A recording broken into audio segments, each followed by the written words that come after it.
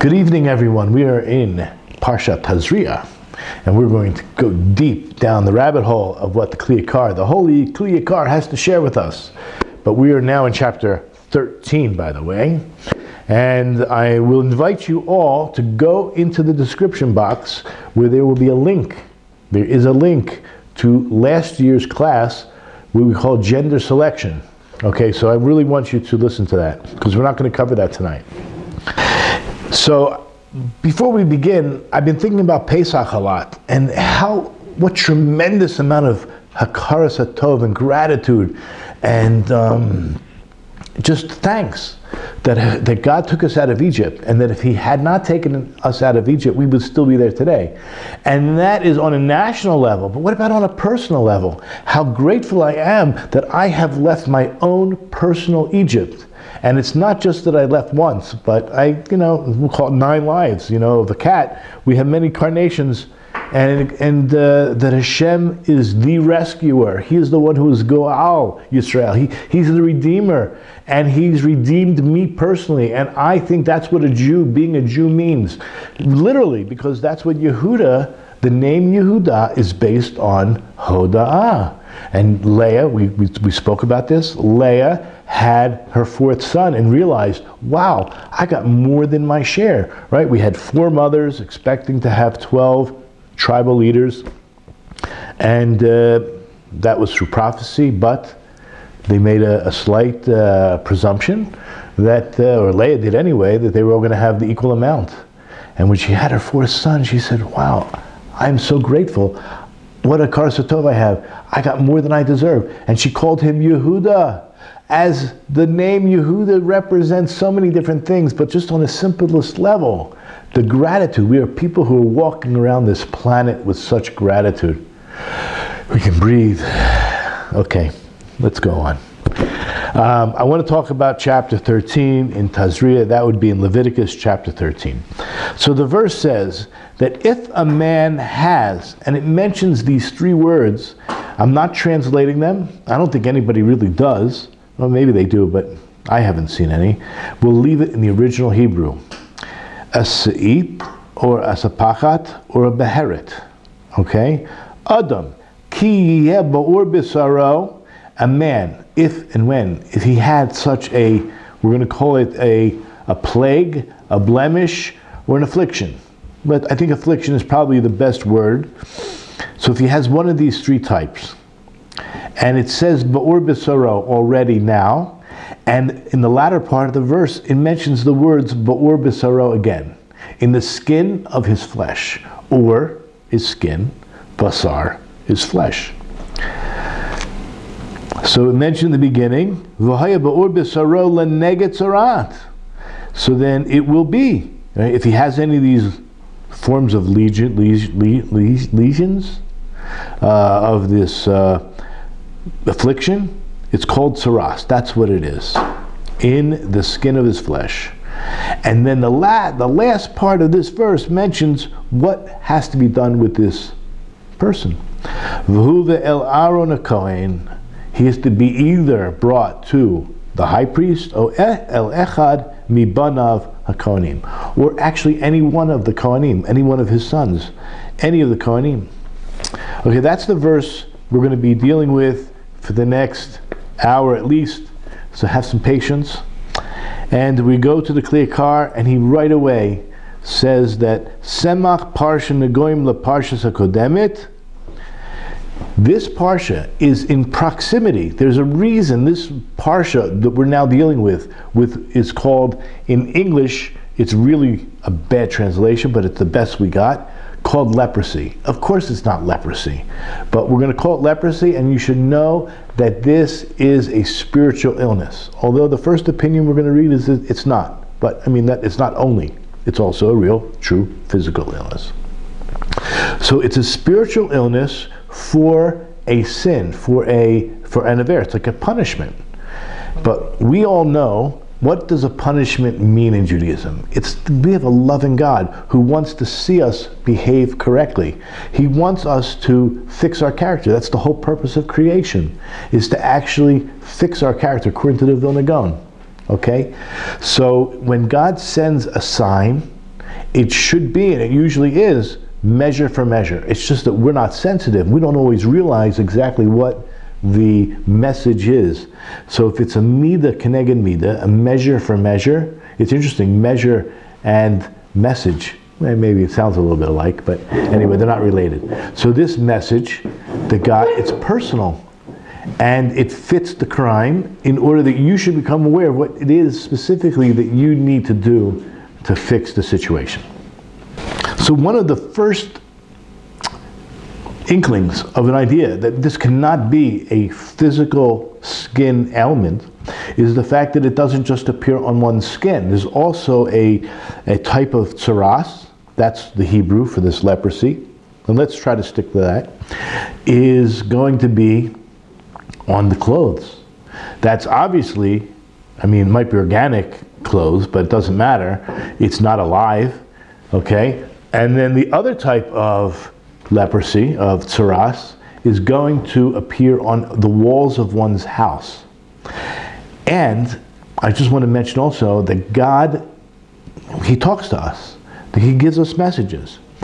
And He really talks a lot to those who will listen. So the more that you listen, the more that God talks to you. Listen to these ideas. Why is it we don't have tsaras today? Because we're no longer on the level of really paying attention. But when we were, listen to this. One of the things we're going to see tonight is that miserliness, right, tight-fistedness when it comes to finances, could be the cause, and is usually the cause for the leprosy that appears on the walls of the home. Now, why is that? When we left Egypt, we were going to come into Israel kind of right away. Whether it was 11 days journey after Mount Sinai, just pretty shortly after the revelation, we would have gone straight into Israel. Okay? There were reasons why we didn't, and we could talk about them at another time. But we were supposed to go in. And the local population was afraid. They were in dread. These mighty warrior Jews who overtook the largest nation in the world, Egypt at the time, were coming now to their homeland, Israel, and we're there. These 7 nations were there. So what do you think they would do? It's very similar to what even modern, if I could say Palestinians, I know that we won't go there right now, but let's say the local population, that they call themselves Palestinians. And what did they do? Right? Back then, they took their gold and they hid it in the walls thinking, ready for this? We might have to run away, then come back and fight, and we'll eventually take over our homes. We're going to return home. So they buried their gold in the walls. Of course, they never came back. And later on, a Jew who might be worthy of this, and I'm going to call it a punishment, but you know what I mean. He's worthy of this dilemma that he's now in because he was being miserly. He ends up, what? Knocking the wall down because that's what he has to do, and he finds this treasure.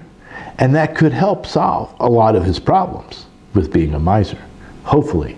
But because God knows this person will do tshuva, and He loves this person, and He wants to help him rectify this character trait, that is the kind of person that's going to get the leprosy on the wall. Someone who's going to listen, not someone who's not going to listen. Okay, very important. So let's begin. I think I gave you a little bit of an example of what we're talking about. It's not, when I use the word punishment, you understand it's not a punishment in the sense that we all know. We're redefining it, a loving God who's sending us a message so that we can work on our character. So right away, the Kliyakar says there's a reason why there's a proximity of this chapter now dealing with the Metzora, the one who has the leprosy, has the tsaras, and the one prior, like chapter 12, which is Hamidaberet B'Mila. Smack in the middle of that little few sentences over there, you have about the birth of a boy that on the 8th day he has to have a circumcision. We already discussed this is very odd because this is really not the place for it. Okay, you have to refer back to last week's, sorry, not last week's, well, you can go back to last week's too, and the one before that. We've talked about it a lot, but I meant last year's Parsha that I spoke about it more in depth. And so what's the reason why you have this close proximity between chapter 12 now, dealing with Mila, and our chapter dealing with what? This tsaras, leprosy. to teach you the milas doiches negoyim. So there's a special mitzvah, one of the commandments in the Torah, that if one had one of these lesions on his skin, one of these afflictions on his skin, he's not allowed to cut it off. But guess what? There's an exception. If the child, this male child, on the tip of his member, which needs to be cut off at the bris milah, at the circumcision, so there's an exception, because there's this general rule. When you have a list of mitzvahs, and one mitzvah comes prior, just right before another mitzvah, it's teaching you that the first mitzvah pushes off the second mitzvah. Therefore, one should and must cut off the tzaras from the tip of the member during the circumcision procedure. Ki b'kol makom ha-mitzvah ha-mukdemet doiche es ha-mu'cheret. There he goes. He says the general rule is wherever the mitzvah comes first, pushes off the second mitzvah, and he says, just like we discussed in Parsha Vayakel, that you can find in Exodus chapter 35, verse 2. I did bring some of the Rashis down so you can see that, and it's brought down in Nedarim 31b. Yes, Rabbi Yossi says circumcision is great. It overrides the severe Isser of Shabbos. So regarding that, I'll bring it down now. Also with Shabbos itself, in Parshas Vayakel, chapter 35, verse 2, over there it speaks specifically about Shabbos, and then the Mishkan. We find out that when comes the seventh day of the week, you must stop from building the Mishkan. And this is actually how we learn out. We learn it out from God. He told us in 39 Malachot. But in the Torah itself, it's all the creative acts that went into construction of the Mishkan and the maintenance of it, we must cease from doing on that seventh day. And therefore, we even stop doing the Mishkan, which is also a mitzvah. But Al Amru Chazal Hiktim Shabbos LaMishkan over there in Vayakel, that Shabbos in the proximity of the Parshiot over there. Again, it's chapter 35 in Exodus. You see that we're dealing with Shabbos, and then the Mishkan, to teach you Shabbos Doichem Alechas Mishkan, that Shabbos pushes off from doing any creative act that we would normally use to build the Mishkan. The outside Haremez Nuchal Faresh. Now, from a certain aspect of a hint, we talk about remez. I just want you to know one more principle, that it's called pardes. When we enter learning Torah, we enter an orchard. And what's found in an orchard? Delicious fruits. And it smells really nice, right? So when you go into the orchard, an orchard where there's trees, and the trees are growing all these fruits, that's what's called an orchard. That the acronym is Pardes. Pardes means an orchard. You have Pshat, that's the simple explanation. Then you have, what do we say? Pardes. Reish is Remez. This is, the Kliyakar goes through all these different levels. Remez is hints. And then there's drashot. There's expounding even deeper. And then there's sod. There's the deepest of secrets, which are scattered through the Kliyakar, but he doesn't always tell you this is, sometimes he points it out, this is the Yesod. Otherwise, you have to go a little fishing, let's say, a fishing expedition. Meditate on the Torah that we learn, and you'll see that most of the Sodot are really right, staring you right in the face. So he says this is a remez, this, right? Usually he always brings that in his second paragraph, which already hints to you the direction that he's going in. That the rabbis say, Gedola Mila Shadoiche et Negoyim. How great is the Mila, is the circumcision, is the covenant, that it pushes off this affliction, meaning the cutting it out. Lefistama Mila. Now, when we talk about the bris milah, we know we're talking about cutting off a certain piece of skin from the tip of this member. But it's the siba lamilas kol arba aralos. It's true, we have to cut off this skin that is on a very sensitive piece of mechanical material here. We're talking about the reproduction organ. It's a very sensitive place. It's very useful. But it's also very symbolic of three other types of spiritual orla. Orla is that barrier, the covering, that needs to be exposed, needs to be removed. It needs to be removed so that, and what are those three things? I believe I brought them in the source sheet as well. Questions, where are they? Oh, if you look at 18, I mentioned 4 limbs, but I only brought 3 because one of them we don't need to discuss, and that would be the circumcision that we do on the 8-day-old male baby. So anyway, you have to circumcise your heart. You can look in Jeremiah 4:4. It's pretty direct. Remember, I'm going to say this again. There is nothing in the prophets. They're not allowed to make up any new commands. They're not allowed, right? They're a false prophet or they're going against God's will. A prophet will never tell you something that is not in the 5 books of Moses. So obviously there's a hint already to the idea of circumcision way before Jeremiah. Okay. So Jeremiah says, circumcise yourselves to the Lord and remove the foreskin of your heart. Also your ears. God wants you to hear and listen, but we get them clogged up sometimes. So Jeremiah 6:10. To whom shall I speak and warn that they shall hearken? Behold, their ear is clogged. So in Hebrew, it says, Hine arlat aznam. Okay, so we're talking about the urla of the ear. Very clear reference to the need to circumcise your ears. Mouth. So this is by Moses himself. He claims that his own mouth has an urla. That's in Exodus chapter 6, verse 30. Moses said before the Lord, behold, I am of closed lips. In Hebrew, Hine ani arol sefatayim. I am of uncircumcised lips. Okay. So he mentions this idea of the circumcision of the member is really symbolic of the other 3. But included in this, we already mentioned, the orla of the mouth. Umiklolam orlat hapeh. So included is this additional orla of the mouth. And what does that mean? What does that mean? When one circumcises, meaning purifies his mouth. That's really what's happening. You're removing the junk. You're getting rid of the garbage. When you remove this orla, because orla is symbolic of uncleanliness. Okay?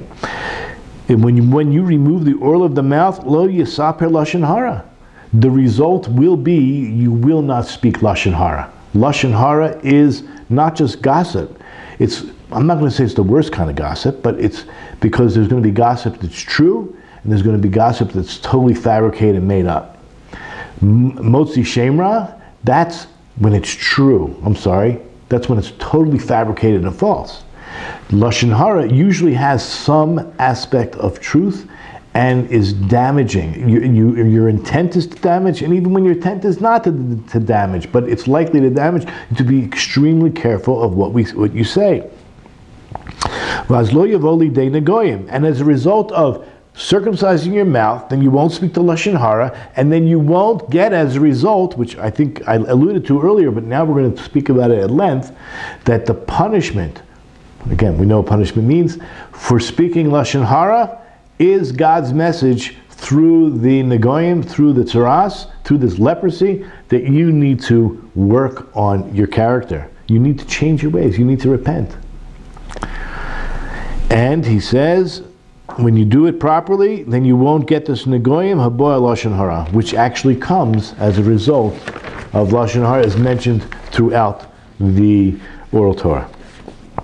Now, the Al Zekara Moshe Tigar, regarding this, you can even see that Moses himself either used the word complain or provoked Hashem.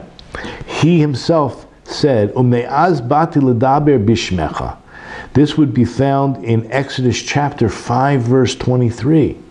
He speaks back to God after God sent him on a mission, and you know what? Things got worse. And he comes back to complain to God from the time I came to speak in your name, Pharaoh did worse. He made more evil for this people. So according to the Medrash, and we're going to get into a little bit what we spoke about in Parshat Shmini, the word Az. The word Az appears in the verse I just read. Az is really the numerical value in Gematria of 8. Aleph is 1, Zayin is 7. So somehow this hints to the Milah. And I'm not just saying the Milah of the member. We're also talking about the Milah of the pet, of the mouth. And it's specifically mentioned in the Medrash. And we saw various verses before, but if you go in chapter 15 of Exodus, verse 1, where we see that Moshe, after the Jewish people passed through the splitting of the sea, him and the Jewish people broke out in song. And the word Az appears over there. And you know why? Do you know why? I mean, it's unbelievable. The merit of the Jewish people doing a particular act. Yes, there's the sea split because of the circumcision. Before we left Egypt, the night before we left Egypt, we were all circumcised. All of us, all the males, and we were circumcised, and on account of that act, that great courageous act, and it's very painful for an adult, on account of the merit of the Jewish people keeping the covenant and doing what God wanted us to do, and that was given on the 8th day. So not only is Me'az, that Moses broke out into song, which is hinted at with the word Az, it's the 8th, and it's because of the 8th that the sea actually split. And that's why the word Az appears there. Ki mispar Az, ki kol oisin Az, shemaskar b'medrash, dvarim rabbah. So there's a few times that other verses are mentioned in the Medrash, and I'll just give you a little hint here because it's going to refer back to the Milah. So it says, Az Yavdio Moshe, in Deuteronomy chapter 4, verse 41, Moshe designates 3 cities on the other side of the Jordan as what? As refuge cities. What is a refugee city? What is a city of refuge? When a person involuntary, let's call it, it's called, what's the word? Manslaughter. When a person commits a murder, but not intentionally, it was purely negligent. It was negligence. It's called murder, nevertheless. So he has a chance to run away to one of these refuge cities and save his life from the Goel Hadam, from one of the close family members who's quite upset and has a burning desire to take revenge. So he can save himself. But the idea of Uz Yavdi Moshe, then Moses set aside these cities. Kigambo remez lamila hamatzelis min shvichas damim.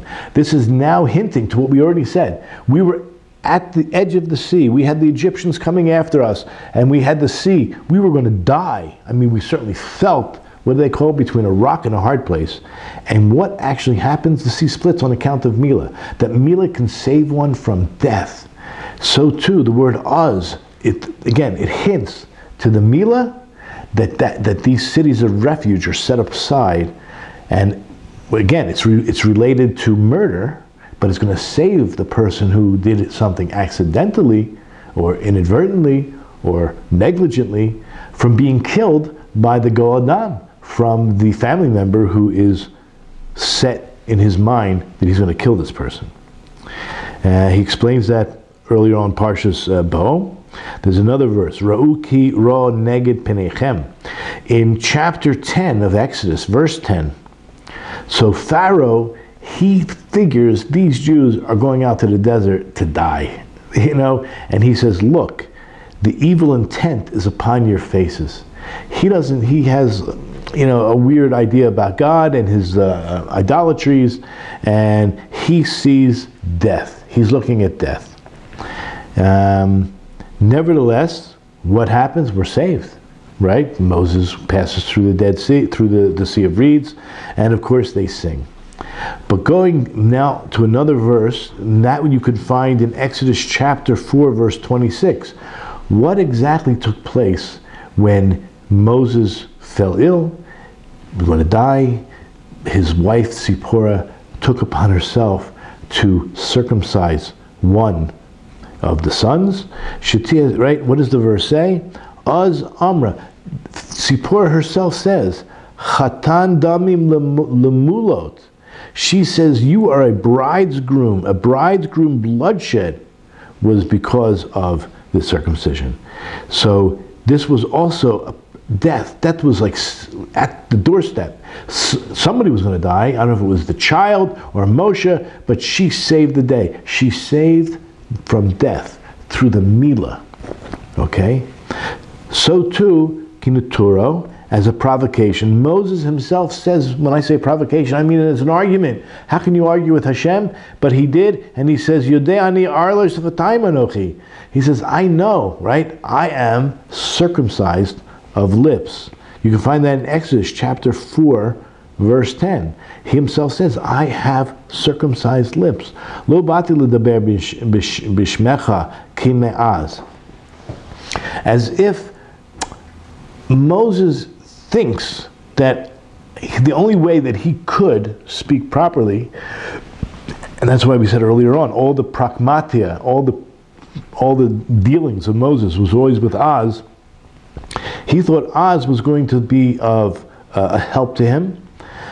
Here he said, "Shesamachti al hamila harmuza ba'az," that he's saying, I was relying on this. When I went to speak to Pharaoh, I was relying. That's why it says in the first verse we spoke about, chapter 5, verse 23, when he says, when I went to speak to Pharaoh, I thought it was going to have some success.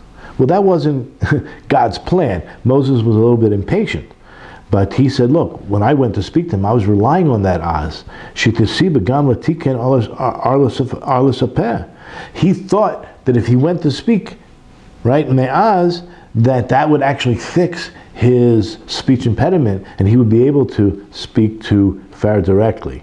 But in the end, he saw that wasn't really what was going to help in the end. It wasn't him. And Moses was extremely humble. And in the end, he realized, when he spoke, he was the greatest orator of all. Do you realize that when he spoke, God's own voice came out of his throat? Moses couldn't talk. He couldn't speak. But when he did speak later on, after the revelation and onward, God allowed his own voice to protrude from Moses' own throat. Okay. Wow, we're learning a lot here tonight. So now we're going to go through the names of those three types, the three different types of tzaras. Se'et, that's one. Sapachat, that's two. Beheret, that's third. And what are these? Be'inin hatzaras yesh de'as chalukos. Regarding this whole concept of tzaras, again, it means the leprosy we're talking about, which is not really leprosy. There are many opinions. He's going to bring down two major opinions that are going to then be defined further. For some say, Shehem choli tivi nistar b'toch haguf u'mebatzbeitz l'chutz. That is a natural illness that is within the body. It's hidden deep within the body, but it comes and protrudes. It comes out through the skin. So it's some kind of deleket, some kind of infection that's deep inside, but it's going to come out to the surface. However, there's another opinion. Shakol bo al tzad ha'onish. It's all coming from the aspect of a punishment. Again, redefining the word punishment in our terms is God's love and trying to get across a message to work on your character. Legalot al ra'ato hanistert bekirbo. In order to reveal the negatives, the bad that is hidden within. Okay? There's some kind of bad that's hidden within that has to come out, or in this case, it's going just to be revealed on the surface. Now that's what he brings so far. Now, the Kliyakar, in his beautiful, poetic way of introducing his own ideas, he says, Bein kach ubein kach. You gotta love it. Either idea, both ideas, doesn't matter. Nearly lefarish lashon Metzora. I really feel a need to explain what the actual language we call the person who has the affliction a Metzora, and we call the affliction itself Metzora. Okay, it's Saras, but it's Metzora. What does that mean? He tells us a very deep thing here, that it's a word that is combined between two other words. It's a mila murchevet. It's murchav. It's a combination of two other words. And what are those words? Motzi ra. It's the bringing forth, bringing out the evil that's within you. It's coming to the surface. So either ben kach or ben kach, according to both explanations, but one is going to be more physical, and the other one is going to be obviously more spiritual. Shemegala umotzi lechutz kol ra'aso shebekirbo. Oh, before, let me tell you what my mother told me when I was going through puberty and acne. I had a lot of acne when I was young, and she said, my son, it's God's way of getting rid of all that bad stuff that's in you. You're going to be a fine young man one day. Just, you got to get rid of some of that, some of that stuff. Okay. You hear that, Mom? She's right. And my kids also had very bad acne. Okay. Hein ha'ipush pnimi. So whether it's the mold and the stench that's within you, or whether it's a maka re'eyu b'seisu b'shut lashono, maybe you slaughtered, you hit your friend in private with the arrow or the strike of your tongue, the ein habriyot yodin lihishamer mimenu, and you're that kind of guy until you change, and God is giving such grace and such warnings to other people in your community that you're the one to stay away from. Don't reveal any of your deepest secrets to this guy, because he's only going to use it to damage you. So, al ken kadosh baruch hu mefarseim al chanefim u'moitzi kol ras lechutz. That's why God proclaims, he publicizes for those people who are hypocrites, and he brings the what's evil on the inside towards the outside. And ready, it's like a warning, or kedei shetigale ra'atu b'kahal, in order that the community should be aware of the danger this character represents. So b'zem yushav hakefel b'pasuk. Remember, I pointed out in the beginning, the verse itself says ba'ur b'saro, in the skin of his flesh. That, I think, alone is a problem, but it says it twice. I don't know why it says ba'or and also basaro, but it says it twice. So right away he says, why does it say it twice? He quotes the pasuk, Adam ki yeh ba'or basaro se'et, as in the beginning of the verse, when a man will have in the skin of his flesh such a blemish, then it will be in the skin of his flesh this, what we call the illness, the tzaras itself. So right away he says, B'or basura lamali, why do I even have that twice? Tarti, why do I have it twice? Because it's going to teach you a very important lesson.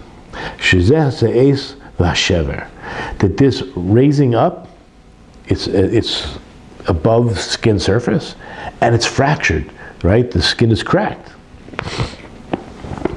Now, if the person was pure in his thoughts, right, he only thought good of others, then this damage to his skin would not appear. Not only would he not be damaged, but he wouldn't be a damager either. Because this type of skin ailment is quite easy to fix. You just put a little bit of that lotion, right? You put some moisturizer, or you go to the Dead Sea for a few days. I suggest, you know which I suggest. Okay. When are we going to the Dead Sea, guys? I'm kidding. Okay. But the fact that it's in the depth, it's in the skin of your flesh, of the sinner, that's why it appears now as this affliction, which we're now just scratching the surface, and we're going to talk about now. Umizeh matzu lehem chachmei toratenu semach. And from this, our rabbis found many reliances in the Torah itself. Not just the 5 books. Listen to this. V'rubam yotzer lilchom in the Torah. They went out searching to collect proofs from the Torah. What exactly is the reason for this? What sin caused this? Min hanavim. They check from the Torah. They check from the prophets and min haketuvim, and from the writings. Al eza avon parate boyin nagoyim. On which specific sin is it that causes the affliction to come? So, by the way, in Maseches Erechim, Chazal tell us, and I think these numbers are significant. So, in the Gemara in Erechim on page 16a, Chazal tells us there were 7 reasons for the Negoim, there were 7 sins, different sins that could bring about this type of affliction. And each one of these, there's a verse that shows it and proves it. Okay? Now there's a medrash that mentions 10 reasons. Okay, and that's Vayikra Rabbah 17:3. Asar Devarim, 10 reasons. I think these are very significant. So far we have number 10, which is a significant number, also number 7. And we're going to stick to 3. 3 is also very significant. We also talk about the Holy Trinity in Judaism. So he's going to talk about 3. And the reason why he's only going to talk about 3, he says like this. We're not going to deal with the most hidden things of this Parsha, except that which is revealed. He wants to show you what's really there. And therefore, since we're in this Parsha, and I think it's talking about Tazria and Metzora, okay, they go together. Between these 2 Parshiyot that deal with the whole concept of leprosy, there are 3 very obvious reasons. When I say very obvious, only when you have the oral Torah then it becomes obvious. If you didn't have the oral Torah, I don't know how obvious it would be. So what are the 3 reasons? The one is going to be Lashon Hara, which we already started to discuss. The second will be arrogance, which we will discuss. And the third is Tzarus Ha'ayin, which could mean miserliness, or let's say the opposite of whatever generous heart is, the opposite of a generous heart. And we will discuss these quite in depth. Okay, so let's start with the first. So, Hechadhu Lashon Hara. As Rashi explains in chapter 14, verse 4, explaining why is it that the korban, that the offering, the sin offering, that's brought by the now being purified from his tzaras, the person who had been a Metzora, he is bringing what? He is bringing birds. Amazing. Why birds? Look at Rashi. Because what do? They chirp, they tweet. You ever use Twitter? Tweeter? Whatever it is, right? An act of verbal twittering, chirping like a bird, right? You can just imagine, right? People who are yentas, they like to talk a lot. Okay, it's not the act of talking a lot, it's what they do with their speech. So that's the first clear hint, if you can say that, in the Parsha. And the second, we talk about Gasas HaRuach. Now this might not be so obvious, but I mentioned earlier about okay, let's talk about this now. So what is used to purify this person? Okay, so look in, where is it? Chapter 14, verse 4, it's the same verse, right? That the person becoming purified has to take, right, there's going to be taken a cedar wood and hyssop. So what are those 2 things? You can, I think, look in Rashi as well. So when the cedar tree is one of the largest or sturdiest, strongest types of wood, right? When we build, you use cedar wood. It's like, imagine being in California with these big redwoods. So these are the cedars of Lebanon. We built the Mishkan. We used it for building the base of Mikdash. These are extremely strong, valuable pieces of wood. So there's a lot of, we'll call arrogance. In other words, the problem with arrogance is going to be rectified by being reminded of the problem of arrogance. So you take with you the strongest branch, and at the same time, connected with this in your hand, is going to be what? From the lowest bush. Because God wants this message, that if you raised yourself up like a cedar tree, you must lower yourself, you must bring yourself down to the level of a hyssop tree, which is the lowest bush. Clear as mud? And the third reason for, you okay?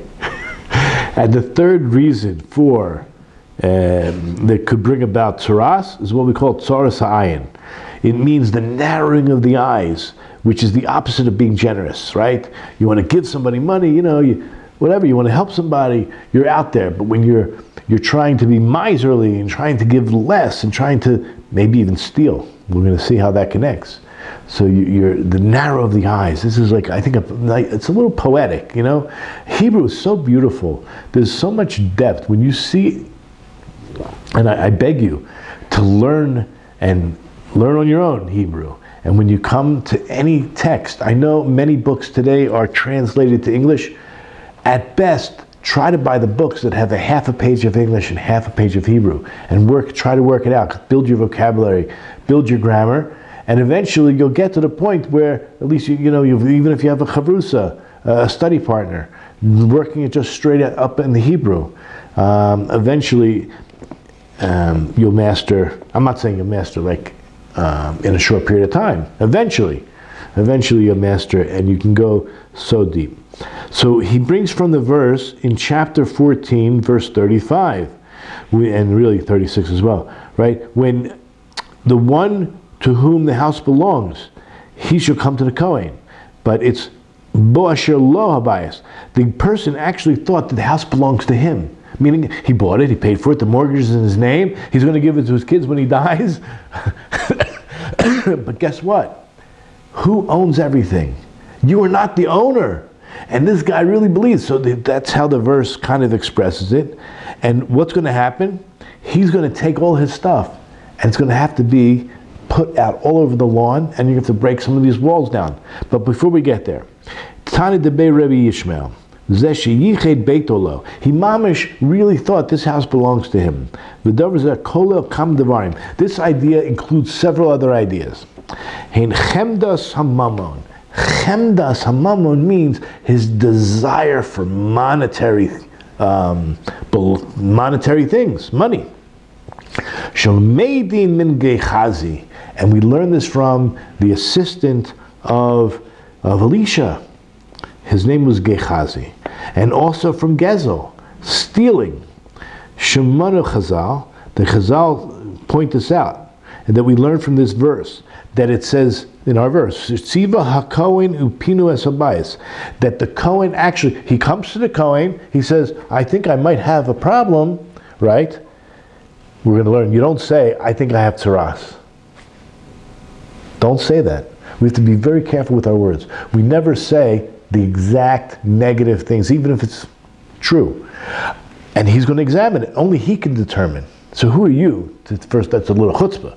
But you don't want to give yourself an evil eye, and you don't want to say what's the real negative. So you come to him and you say, I think I have a problem. I have a legion. You're going to look at it. So before the Kohen, right, and we're talking at least for the house anyway, if he says, I think I have a problem in the house, he'll tell you, go home, take everything that belongs in your house outside. Now, because they have to go to the mikveh, some things will be ruined, especially electronics. But today, back then, I don't think they had electronics, as far as I know. But earthenware, you couldn't fix, and it'd have to be broken and destroyed. So to save you from all that trouble, he commands you, take everything out, put it on your lawn, and then I'll come into the house and I'll determine whether it's tzaras or not. So what's going on here? If he had in his house stuff that didn't belong to him, the Kohen is coming, and I'm not saying he's really distributing it, but you'll see what's going to happen. Listen, what happens to a miser? Right? All the neighbors come at different times during the year and say, oh, can I borrow a bag of sugar, or can I borrow your vacuum cleaner, or can I borrow your lawnmower? And the guy says, because he's a miser, I don't have. What makes you think I have? You can't borrow my lawnmower, it's not working. I got rid of it a long time ago. Oh, you want my hammer? I don't have a hammer. I'm sorry, I can't lend you anything. And meanwhile, now, all over his lawn, all the stuff that all the neighbors went and asked him through all those years, do you have, I can borrow, and the guy's got it all, and you know what? Maybe even stole. And the neighbor's going to walk by and say, you know, that my skateboard or my kid's skateboard went missing like 3 years. That's it. It's got the stickers, got his name on it. I mean, you know, when you stole, and now you have to reveal everything to your whole neighborhood because it's sitting on your front lawn. So this is the idea here. V'shalosh elu makuram echad. Now these three ideas all are going to relate to one idea. And what is that? That the chemdas hamamon, that the desire for money is misavev gam hagezel. It actually will cause then people to steal. When you have this coveting your neighbor's things, right? You have this idea keeping up with the Joneses and wanting more to collect and acquire just more and more material things, you'll end up stealing, and you'll also be a miser. You won't be generous. And all those other, remember we said we're only talking about three.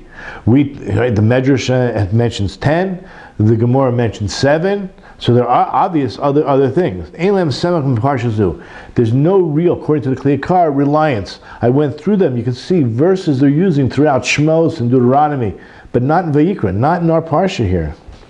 Al kin rosa eini lahamid kol prate amasim nasib b'Metzora al yisod shlosh elu. Therefore, I saw with my own eyes to stand and establish the details of the actions that are involved in this person becoming leprous or a Metzora on these three particular fundamental ideas, and they are Lashon Hara, evil speech, Gasas HaRuach, arrogance, and Chemdas HaMamon, this desire for money. Now included in this particular verse, we're going to see in Psalms 101, verse 5, that says like this: Melashni b'seiser re'ehu oto amsit. He who slanders his neighbor in secret, him I will cut down. Gove einayim urchav levav, and the person who has his eyes raised up, or his heart is wide or expansive, God says through Dovid HaMelech, Oto lo uchal. Him I cannot tolerate. I'm not able. So now let's break this verse down, okay? Urchav levav, which means an expanded heart, is understood as someone who desires money, desires the monetary and physical things. Shechen amru etzo bilam, and you can tell this because of the character trait of Bilam. If we go to the Ethics of Our Fathers, chapter 5, verse 19, it talks about Abraham and Bilam. So whoever possesses these following three traits is of the disciples of our father Abraham. And whoever possesses the opposite three traits is going to be a disciple of Bilam. So what about our father Abraham? He had a good eye. That means the opposite of a narrow eye. He had a generous eye, right? A meek spirit. So that's the opposite of the ruach, the gasa, and the humble spirit. So let's see in the Hebrew, right? Ayin tova, ruach nemucha, and nefesh shvela. Okay. But what about Bilam? So he had an ayin ra, the evil eye, a ruach gavoa, a haughty spirit, and a nefesh rachava, a wide soul. Wide. Okay. So going back into the text, he says, him I will cut down.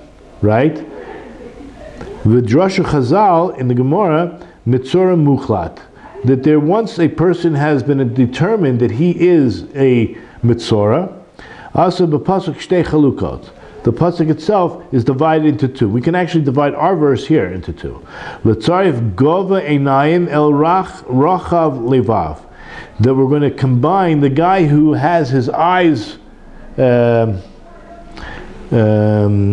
upward to the one with the wide heart. Both of them are coming from the same place, because it says in Gemara Shriyona Dana Beliba Talia. Believe it or not, there's a connection between the eyes and the heart. And I brought down an interesting Gemara. It was the first time I actually saw this. So this Gemara is found in Erechin 15b. There was a slave in Shmuel's house and was screaming because she felt burning in her eye on Shabbos. Unfortunately, nobody helped her and her eye fell out. The next day, Shmuel taught that one may apply a potion. In other words, you're allowed to heal an eye. That's the halacha. Anytime that there is an internal infection, or God forbid, even worse, a sakana to a soul, a danger to a life, you're always allowed, right? It's clear that you can break Shabbat. It's not even breaking Shabbat, you're saving a life. So they made a mistake. They thought they couldn't heal her on Shabbat. Her eye fell out. The next day, Shmuel taught one may apply a potion to an eye that's about to leave their socket. And why is it permitted? Because the Gemara says that the nerves that connect the eye go directly to the heart. Unbelievable. So what we're just showing this, and the Rambam, who is a doctor, he says, so this is mortal danger, and of course we know the law is that full desecration of the Shabbos is always permitted when danger to life is there, and even a danger to a limb. Okay, so that's we'll have to brush up on our laws of Shabbat, but the point here was the connection between the eye and the heart. So now we go back to that verse. Kol goveinayim hu rachav levav. That one who has this, they're always looking up, as we say, he has the expounded heart. He's the one looking for more riches. Ki kol gea ruach mitave lerov osher. Because the arrogant one, he desires to be wealthy. Remember, if he's very hard, I don't know if you connect money and power, but we usually do connect those two ideas. So the person who is arrogant, he desires a lot of money. He desires power. Because then he can show off. He's able to show his value, right? The person obviously is experiencing some issues with his self-worth, but he wants to show off that he has value. Le'idagis, on the other hand, kol osher gorem, all wealth actually causes one to be haughty. In other words, as we say in the Gemara, that the wealthy have a big test. If you're wealthy, it's a big test. I know that a lot of us pray that one day we'll win the lottery, but I think that statistics have proved that many of those people who win the lottery are the most unhappy people on earth. And it's very hard to get our head around that, because we're sure that if we won the lottery, we would not be one of those unhappy people. But that's also worthy of, if you ever win the lottery, I'd be happy to counsel you and make sure that you would remain humble. Okay, so just be in touch with me. You can find my phone number and address on my website. Okay, so now there's a verse in Deuteronomy chapter 8, verse 13 and 14. So these verses are talking about when the Jewish people would acquire a lot of wealth. So then there's an unfortunate test. And your herds and your flocks multiply, and your silver and your gold increase, and all that you have increases, and your heart grows haughty. This proves you, when you have a lot, the likelihood of your heart growing haughty, right? And then as a result, unfortunately, one might forget the Lord your God. Okay, so we see the connection there as well. And there's a proof from what it says by Elisha and Gehazi. Going back to that story I mentioned about Gehazi, okay, just to make sure we're pronouncing it correctly. So, you got that, guys? All right. So So what does the verse say over there? That Elisha basically said, "V'tzarat Naaman tidbach boch." In other words, this guy was a scoundrel. Okay, his boss, his teacher, right? He was following the prophet Elisha around, and Elisha's going around making miracles and helping people, right? And he's not accepting any money, even if it's in your face. Take the envelope. No, I don't want the envelope. So Gehazi goes back and he says, my boss made a mistake, whatever. He told me to come back and get the envelope. And so he pockets the money. It's stealing. I mean, it's also a great desecration of God's name. So as a result, he's cursed. He's going to now be punished with the same affliction that Naaman had. It should be tidbach boch. It's now going to cling to him. Lama lo lahaskir tzaras Naaman. Why are we saying it's Naaman's tzaras? It could have been just tzaras, that this leprosy is going to cling to you, but it's Naaman's leprosy that's going to cling to you. Do you know the problem with Naaman and why he ended up with leprosy? Listen to this. So look at, in fact, in case you didn't know where we were reading, we're in 2 Kings chapter 5 verse 27. Now we're in 2 Kings chapter 5 verse 1. Go back. When it talks about who Naaman was and what his arrogance, that he was so arrogant. Okay, where does it say this? He says, now Naaman, the general of the king of Aram, was a prominent man before his Lord and respected. For through him had the Lord given victory to Aram, and the man was a great warrior, and he was a Metzora. He built himself up. He was talking about how great he is, because how his own arrogance about how great he was, that's how he ended up being a Metzora. Okay, meaning to say, Shilu b'fnei Adonav, even in front of his own master, he acted like such a great arrogant person.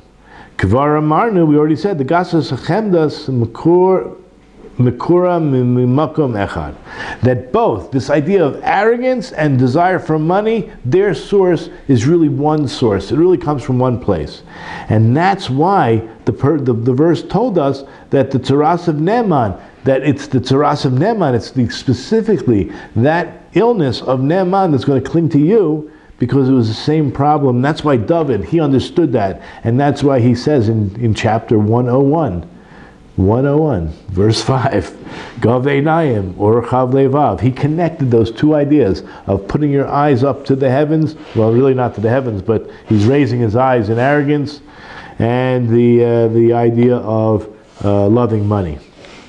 And now we understand in our own verse when it says a man, when he will have in the source of the skin of his flesh a sa'it. What is sa'it? Look at the letters Shin, Aleph, Taf. It means to be raised up. That we said that already. It's raised up and fractured. Here it's raised up. El Gavoa. It's arrogance, raised up like arrogantly. Umin Tarazeh bo gasas ruach. And this type, remember there's three different types. This type comes because of arrogance, and putting yourself above everyone else. Okay, what about a sapachat? That's another type. So the Talmud, right, that we understand in Gemara Sota, sapachat only means tefela. Tefela means like secondary. V'hu ba'al choymed kinyan hamamon. This idea of sapachat is going to come for the desires of acquiring money. Because what is money? Who are you? Are you your money? We meet people that have hard financial experiences in life, and it affects their well-being. It affects their self-worth. And my wife, she's so kind, and she explains, you're not your money. You're not your you're not your portfolio, right? With your portfolio zero. And if it's $1 million, it's not who you are. It's detached, it's secondary. The money is not who you are, it's secondary. Listen to these words. Tefel el ha'adami v'chutz, that this thing that you acquired, the physical things you acquire, they're secondary to a man from the outside. They're not part of the essence of who you are, like all the other traits that you carry with you. And so too writes the Rambam in Shmona Prakim, Ki kol hakinyonim, all those things that you acquire, the good traits like wisdom and strength and positive character, chachma, gvura, malas hamidos, kula mitatzmim im ha'adam udvukim bo. All of them become you. That's who you are. Your character traits, your wisdom, your strength of character, that becomes who you are. Chutz min ha'osher. Wealth has nothing to do with it. Ki hu nitpal el adam mibechutz. It's all considered secondary to a man from the outside. Dabek imokla. It doesn't even cling. It doesn't become part of you. Okay, what about the other? Beheris. The third thing is because it's related to the word white. It's levanut. That's what beheris. It's like bright white. Min zeh, this type comes because of lashon hara. And why is that? Because when you speak lashon hara and someone is shamed, the blood rushes away from their face. That's why we say that speaking lashon hara, damaging a person with your lips, it's like murder, because the blood disappears and they have a shade of gray or white, like you could just see the shame written all over their face. So he says that's why it's white. Min zeba ala mispar misaper lashon hara. Malvin panav chavero. They whiten the face of their friend. V'oisabo chabarbunois levanois. It's like I said, they whiten the face of their friend and they make this wound of white. And the Gemara says in Baba Metzia, ki aza sumuka, the red disappears, va'ase chivara, and the white comes. Look in Isaiah, chapter 29, verse 22. Therefore, so said the Lord of hosts of Jacob, who redeemed Abraham. Listen to the words, we'll have to see it in Hebrew. Now Jacob should not be ashamed, right? Ata lo ata yavosh Yaakov. Right now, Yaakov will not be ashamed. V'lo ata panav yichavaru. So, I know in English it says pale, but I guess we get the same message. Now his face shall not be pale. When you become ashamed, your face becomes whitened. It's pale is an idea of the red has gone. That's where the life is in the blood, the life, and it's like you murdered him, like you killed the person.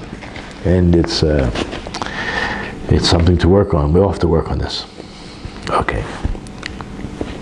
Ubederk zeh hakarat panav ontabo kitocho ritzuf ahavas amamon.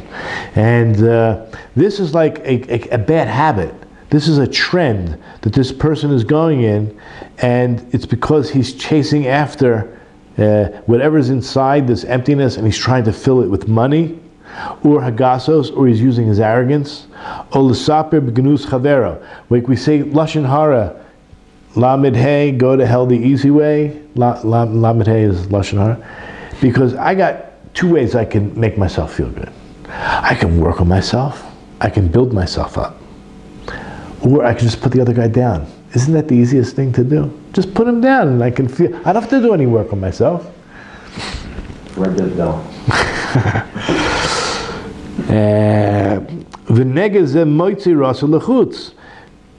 We said that this affliction is bringing the bad toward the outside.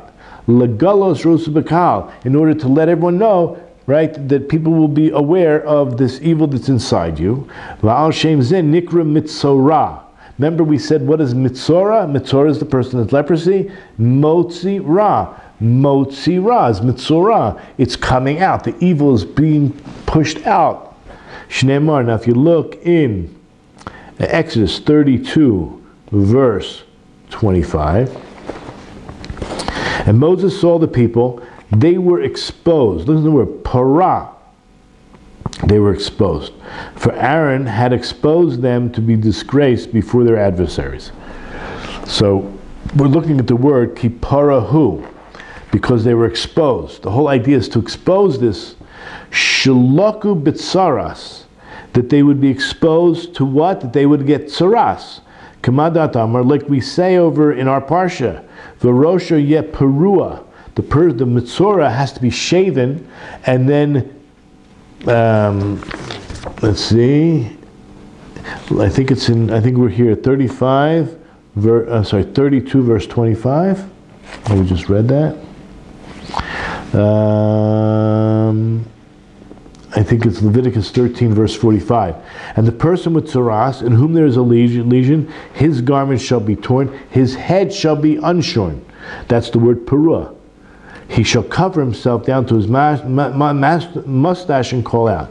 Okay, so basically this person is outside of the camp.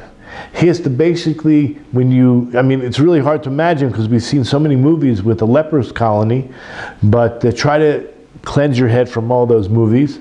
This guy is outside the camp. He had intent to separate you, or a person, from everyone else. That's what Lashon Hara does. Right? You're speaking disgracefully, you're speaking down about somebody, you want other people to look at him and push him aside. The result is you have to experience what you wanted to cause that other person. You're outside the clan, and you have to say unclean, unclean, or hold a sign. If you have basically you walk around with this sign saying I'm not clean, I'm not clean. It's a big problem. You have to admit. This whole idea of his head will be shaved, right? It really means that his head will be revealed. Everyone will see. The bad, everyone will see. It will be so obvious to everyone that this is all the idea regarding tzaras. Now, the Kohen is going to come to his house, right? Ha'uva el Kohen. You bring the Kohen to him. It doesn't matter. You can't go to a doctor. You might go to a doctor, but that's not going to help you. Only the Kohen can actually be the one to say you are unclean, and he's going to be the one who's going to determine at the end whether you're healed and take you out from the excommunication, the leper colony that you were living in. And it's not even a colony. You're by yourself. You can't go around any other lepers. I guess that's one of the ideas. You think a leper colony, they're all helping each other, and they're all living in the sewers or some back country. No, they're spread out. They're not even allowed to associate with each other. There is no community of lepers, okay? You're all by yourself. So the Kohen, he's the only one that can purify the guy. And you bring him to the Kohen. Ya'an ki kol mi asherhu mizera Aaron. Who is the one who is going to declare this person pure? Only Aaron. And why? Let me say the seed of Aaron. And why the seed of Aaron? Nimsabo shalosh midos toivos chishimelu. Because found within Aaron, you will find the character trait of Aaron is the opposite of these three character traits. Ki chet halashon gorim koriv v'kol nega. Because the sin caused by the tongue is what causes fights and afflictions amongst people and communities. Ubein achim yafrid, and amongst brothers they will separate. Therefore comes Aaron, meaning comes the character of Aaron. What do we know about Aaron? Sha'achaz b'midas hashalom. He grabbed, he seized the day. He was Mr. Peace himself. The Yipol, he's going to be the one that's going to heal. Because he's the one who loves peace. The Rodev Shalom. You can find that in the chapters, Ethics of Our Fathers, chapter 1, Mishnah 12.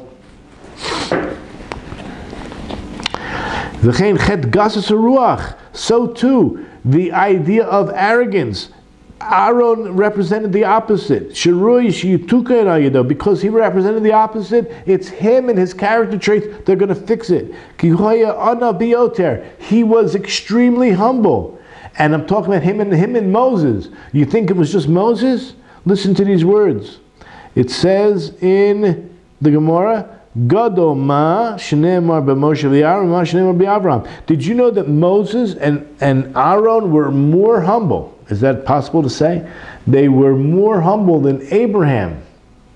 Why? Because when Abraham is described who he is, he says, Anochi offer ve'efer. I am but just dust and ashes.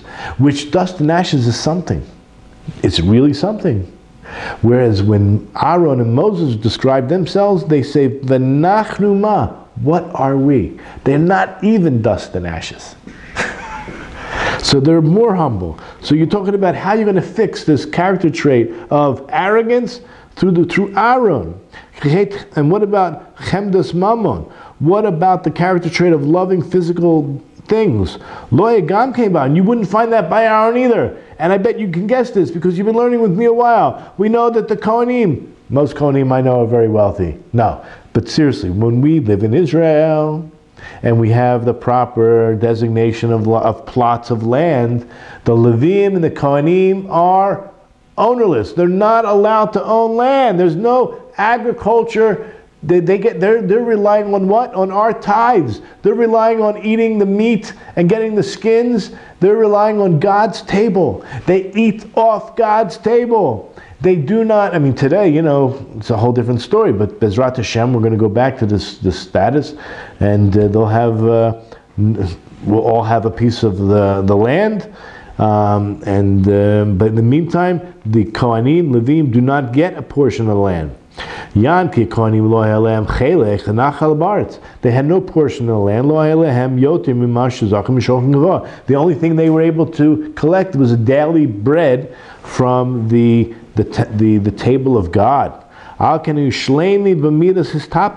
Therefore, they really were able to capture and perfect this character trait, which is so important. It's called histapkus. It means being satisfied with what you have and really being grateful for whatever morsels you actually are able to have. They didn't have any, the opposite of generous. They didn't have any miserliness. Why? Asher kol magas peneim lasof liknos. Because whatever came their way, it came and left. Al came minaroi. Therefore, the most fitting person involved in the refuah, in the healing process, is the Kohen. Shekol shloshas mine tzaras elu. Therefore, all three types of tzaras, lo yitaru kim al yidei Kohen, will only be helped, the whole process, through, we'll call it therapy, we'll call it mentoring. You're going to have to keep having this Kohen come and checking it every week. You're going to build a relationship with this guy. Same too, we talked about today those cities that are called refuge cities. They're cities of Levim. Can you imagine somebody who was involved in a manslaughter case? He was negligent. And what is his punishment? He has to go away to a city full of Levim that are just sitting and learning Torah all day. That's a punishment? This is the way he will understand responsibility, by sitting and learning Torah, which is only going to help him become a better person, right? Improve his life. That's what the Torah is there for. The Torah is God's instruction, it's personal. Yes, it's national, it's global, but the words are rising off the page and they're talking directly to you.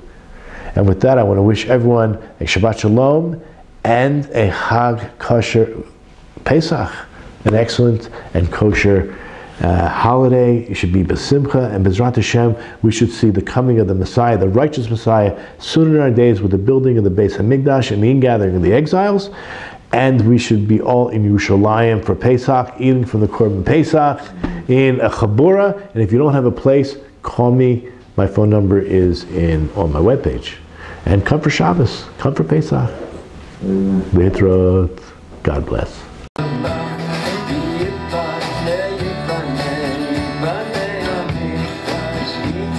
Archives.